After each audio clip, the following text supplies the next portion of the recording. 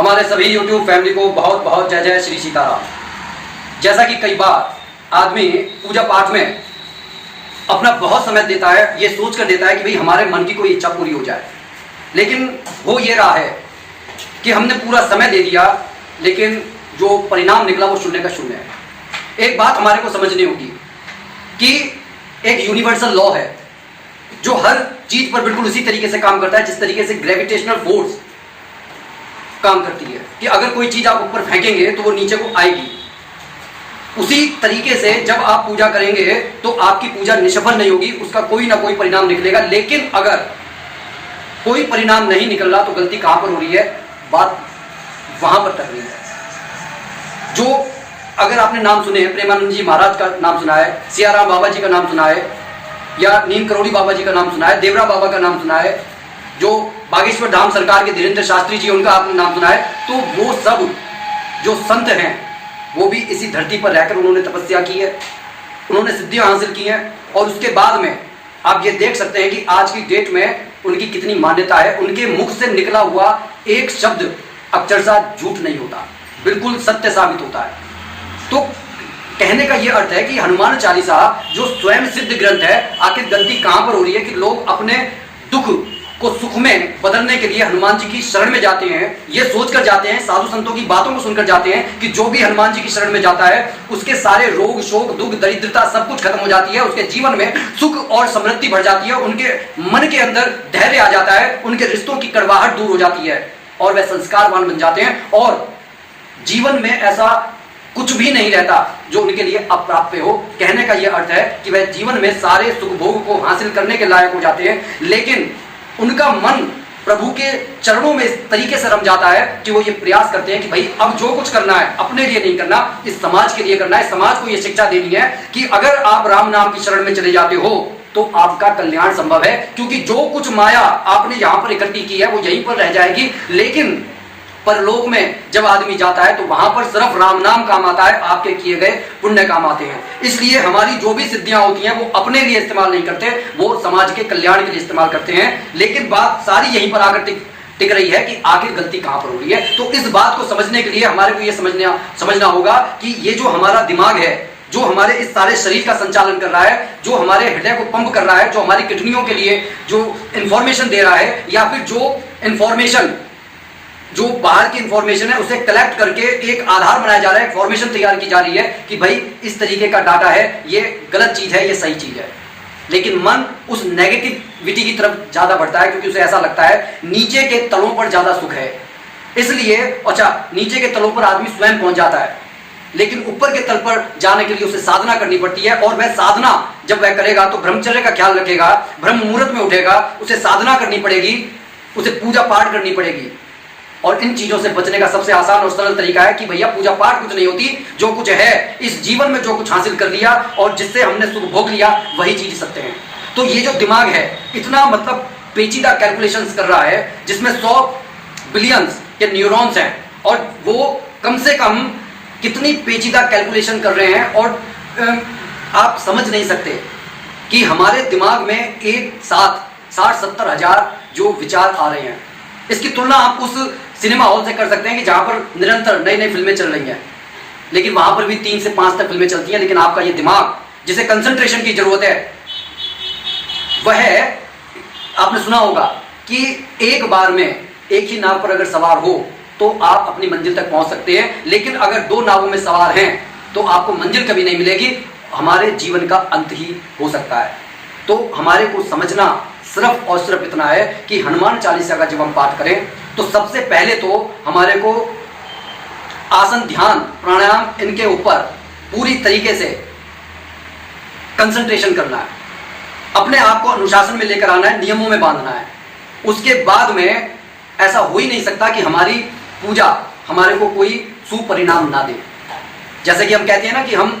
कभी भी पूजा कर रहे हैं कि ब्रह्म मुहूर्त में उठ गए तो भैया पूजा कर ली, बड़ी अच्छी बात है, वरना दोपहर में पूजा कर ली, शाम को पूजा कर ली, तो इस तरीके से पूजा करते हैं तो हमारे को यही नहीं पता चलता कि हम नेगेटिव ऊर्जा को तो कहीं आकर्षित नहीं कर रहे हैं, क्योंकि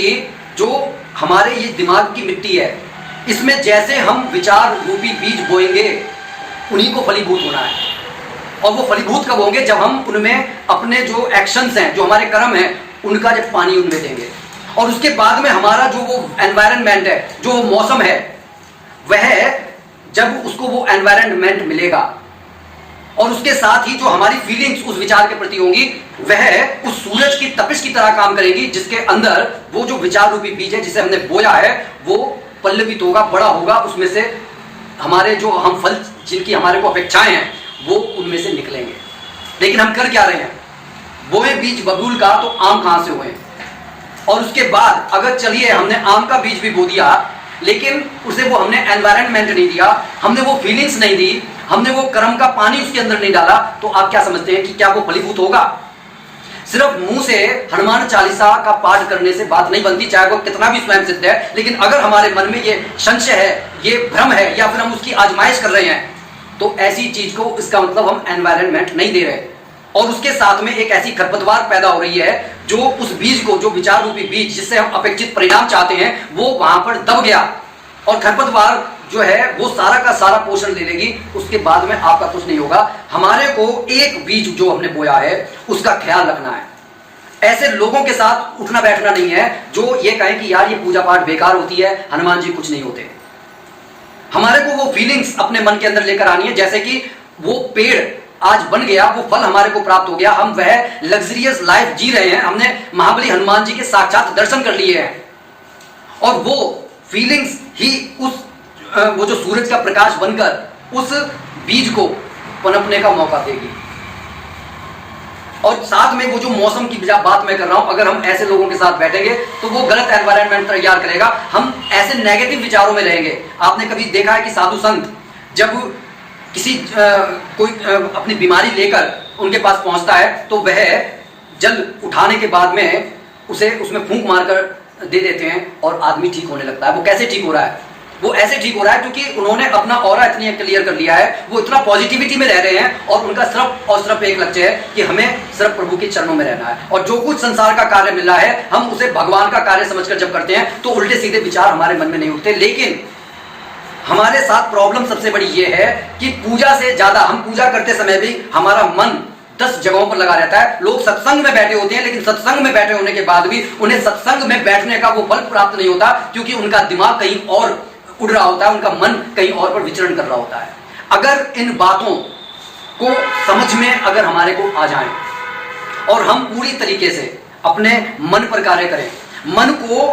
कब्जे में करना मुश्किल है, लेकिन भगवान श्री कृष्ण ने कहा है मुश्किल जरूर है लेकिन असाध्य नहीं है, आप इसको साध सकते हो धीरे धीरे करके। अगर आप इसे एकदम से जंजीर में बांधने की कोशिश करोगे तो परिणाम अपेक्षित नहीं मिलेंगे। लेकिन जब आप पूरे मनन के साथ आप एक समय सीमा लेकर चलेंगे कि भैया मैं रेगुलर ऐसा करूंगा, आपको 20-21 महीने भर में मतलब आपको ये पता चलने लगेगा कि हाँ अब धीरे धीरे जब मैं पूजा करने के लिए बैठता हूं, कभी आप कोशिश मतलब आप देखना कि जब आप इधर उधर आप घूम रहे हो, आपका पूजा करने का मन नहीं कर रहा है, लेकिन अगर आपने वाकई में महीना 2 महीना साल भर पूजा करी है, तो आप जिस आसन पर बैठते हो तो आपका तुरंत आपको शांति फील होने लगती है, आप रिलैक्स हो जाते हो और आपका मन प्रभु के चरणों में लगने लगता है, संसार से आपका मन हट जाता है और आपको लगता है यार वाकई में असली शांति अगर मिलती है तो प्रभु के चरणों में मिलती है। तो अगर इस तरीके का आपके साथ में थोड़ा भी मतलब आपने ऐसा महसूस किया है तो आप कमेंट बॉक्स में लिखकर जरूर बताएं। और इसका यह भी अर्थ है कि आप बहुत मतलब अपने मंजिल के निकट हैं, लेकिन मंजिल के निकट होने से और महाबली हनुमान जी का दर्शन करने से ये हमारे को मतलब ये वरदान नहीं मिल जाता कि नहीं अब हम जैसा चाहे वैसा आचरण करेंगे। जैसे कि रावण ने महादेव जी की तपस्या करके उन्हें जो है प्रसन्न कर लिया, नवग्रहों को जीत लिया, लेकिन अंततः उसका परिणाम क्या हुआ? उसे अपने प्राणों से हाथ धोना पड़ा, क्योंकि उसके जो विचार थे वो दूषित थे। हमारे को भगवान के दर्शन करने के बाद में हर समय अपने चित्त को साफ रखना है और उसी वातावरण में जीना है कि जब प्रभु ने मेरे को दर्शन दिए वो मेरे को पुनः दोबारा से दर्शन देंगे, तब हमारे जीवन का कल्याण होगा। क्योंकि एक लंबा जीवन हमारे को जीना होता है, जिम्मेदारियों को जीना होता है, हमारे को सर्वाइव करने के लिए पैसों की भी जरूरत होती है, हमें जिम्मेदारियों को निभाना होता है। तो इसका यह अर्थ हुआ कि हनुमान चालीसा जब हमारी सिद्ध हो जाती है तो इसका यह अर्थ नहीं है कि भाई अब जो है हम एक दूषित आचरण करने के लिए अब हमें वरदान मिल गया है, नहीं। उस समय आपकी जिम्मेदारी और ज़्यादा बढ़ जाती है। कहते हैं ना, शक्ति और पद जब प्राप्त हो जाता है तब जिम्मेदारियां और ज़्यादा बढ़ जाती है। उस समय हमारी सबसे बड़ी जिम्मेदारी ये बढ़ जाती है कि एक तो जो चीज़ हमने हासिल की है वो हमारे हाथ से छूटनी नहीं चाहिए, और दूसरा, अगर कोई व्यक्ति हमारे पास मदद के लिए आता है तो हमें उसकी मदद करनी चाहिए। तब आप ये देखेंगे कि अगर हम मन वचन कर्म से अपने इस दिमाग की मिट्टी में बोए हुए विचारों को सही माहौल देंगे और अपनी फीलिंग्स को प्रेजेंट टाइम में जिएंगे कि जो मैंने भगवान से मांगा वो मुझे प्राप्त हो गया है, तो आप देखेंगे कि ये आप जो सृष्टि का जो यूनिवर्सल लॉ है कि भाई मैंने पूजा करी तो मुझे प्राप्त नहीं हुआ, उसने पूजा की उसको प्राप्त हो गया, तो आप ये शिकायत को करना भूल जाएंगे। लेकिन स्टेप आपको उठाना है। स्टेप उठाने के लिए मन को कंट्रोल में आपको करना है। मन को कंट्रोल में करने के बाद में जो 10 तरीके के विचार हमारे मन में आ रहे हैं, आप इमेजिन करके देखिए कि अगर आपको उत्तर दिशा की तरफ जाना है और आप दक्षिण की तरफ कदम बढ़ा रहे हैं और सोच आप पूरब की तरफ रहे हैं, तो ऐसे व्यक्ति का मतलब क्या वह कभी अपने जीवन में लक्ष्य को हासिल कर पाएगा? अगर आपका नज़र एक जगह पर है, लक्ष्य आपका जिधर है वहीं पर आपकी नज़र है, वहीं पर आप अपने कदम को बढ़ा रहे हो और अपने सामने के बैरियर्स को हटाने के लिए अपने एक्शंस का प्रयोग कर रहे हो, तो आप निश्चित मानिए कि आपको हनुमान जी के दर्शन भी होंगे, हनुमान चालीसा सिद्ध भी होगा। अगर आपको बात अच्छी लगी हो तो लाइक शेयर कमेंट करना ना भूलें। हमारे चैनल पर अगर नए हैं तो सब्सक्राइब जरूर कर लें। बोलिए जय जय श्री सीताराम।